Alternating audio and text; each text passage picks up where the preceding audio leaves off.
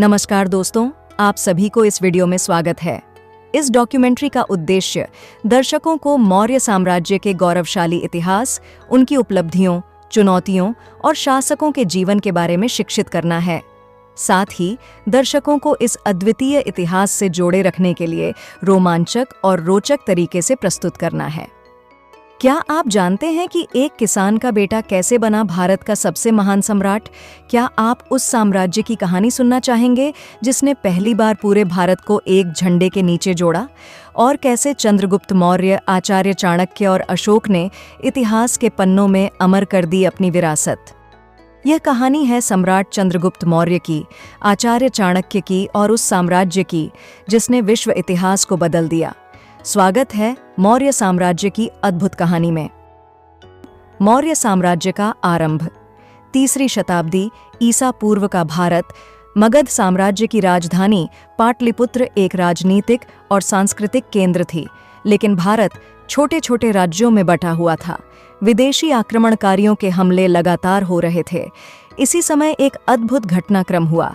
एक युवा लड़का, जिसे दुनिया चंद्रगुप्त के नाम से जानती है, अपने गुरु चाणक्य के मार्गदर्शन में इतिहास रचने वाला था। लेकिन सवाल यह है कि चाणक्य जैसे महान शिक्षक की चंद्रगुप्त से मुलाकात कैसे हुई और उन्होंने किस योजना से मगध के शासक घनानंद को हराया? चाणक्य और चंद्रगुप्त, एक अद्भुत साझेदारी।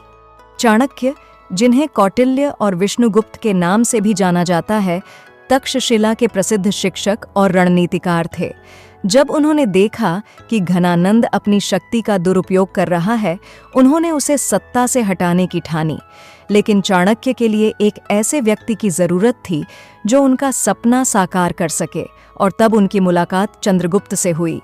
लेकिन क्या सिर्फ एक योजना से घनानंद जैसा शक्तिशाली शासक हार सकता था? आइए जानते हैं उस अद्भुत युद्ध रणनीति के बारे में। मगध पर विजय और मौर्य साम्राज्य की स्थापना। चाणक्य और चंद्रगुप्त ने एक गुप्त और व्यापक योजना बनाई। उन्होंने जनता को घनानंद के अत्याचारों के खिलाफ संगठित किया, फिर एक निर्णायक युद्ध में घनानंद को पराजित कर दिया। इस तरह मौर्य साम्राज्य की नींव रखी गई। लेकिन चंद्रगुप्त की कहानी यहीं खत्म नहीं होती। क्या आप जानते हैं कि उन्होंने सिकंदर के सेनापति सेल्यूकस को कैसे हराया और यूनानी क्षेत्र में भारत की धाक जमाई? सेल्यूकस पर विजय और मौर्य साम्राज्य का विस्तार। सिकंदर के सेनापति सेल्यूकस निकेटर ने भारत पर अधिकार करने की कोशिश की, लेकिन चंद्रगुप्त ने न केवल उसे पराजित किया, बल्कि उसके साथ एक ऐतिहासिक संधि भी की। इस संधि के तहत भारत ने अफगानिस्तान के कुछ हिस्सों पर भी अपना अधिकार जमा लिया, और बदले में चंद्रगुप्त ने सेल्यूकस की बेटी से विवाह किया। लेकिन मौर्य साम्राज्य का सबसे चमकता सितारा था चंद्रगुप्त का पोता अशोक। क्या आप जानते हैं कि एक क्रूर योद्धा से कैसे अशोक बने इतिहास के सबसे प्रिय सम्राट? एक क्रूर योद्धा से धर्मप्रिय राजा तक। चंद्रगुप्त के बाद उनके पुत्र बिंदुसार ने साम्राज्य का विस्तार किया, लेकिन बिंदुसार के उत्तराधिकारी अशोक ने मौर्य साम्राज्य को अपनी चरम सीमा पर पहुंचाया। शुरुआत में अशोक एक क्रूर योद्धा थे, लेकिन कलिंग के युद्ध के बाद उनका जीवन पूरी तरह बदल गया। हजारों निर्दोषों की मौत ने अशोक को आत्ममंथन करने पर मजबूर कर दिया। उन्होंने बौद्ध धर्म अपनाया और दया, अहिंसा और धर्म का प्रचार किया। लेकिन क्या अशोक की धर्म नीतियों ने मौर्य साम्राज्य को कमजोर किया? और क्यों उनका साम्राज्य उनकी मृत्यु के बाद ढह गया? मौर्य साम्राज्य का पतन। अशोक के बाद मौर्य साम्राज्य धीरे धीरे कमजोर होने लगा। अशोक की धर्म नीतियों ने सैन्य शक्ति को कम कर दिया।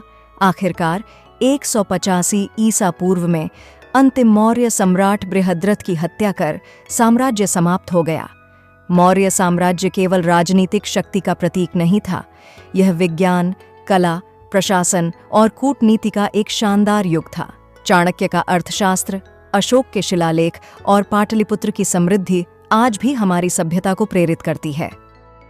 मौर्य साम्राज्य की कहानी हमें सिखाती है कि कैसे एकता, रणनीति और दृढ़ता से असंभव को संभव बनाया जा सकता है। यह भारत की शक्ति, विरासत और गौरव की कहानी है, और आज भी इस अद्भुत इतिहास से हम बहुत कुछ सीख सकते हैं। तो क्या आप भी मौर्य साम्राज्य की इस महान गाथा से प्रेरणा लेने को तैयार हैं? अगर आपको ये वीडियो पसंद आया हो तो लाइक करें, कमेंट करें और हमारे चैनल को सब्सक्राइब करें। हम आपके लिए और भी ऐसे रहस्यमयी कहानी लेकर आते रहेंगे। अगली बार मिलते हैं एक और नई कहानी के साथ।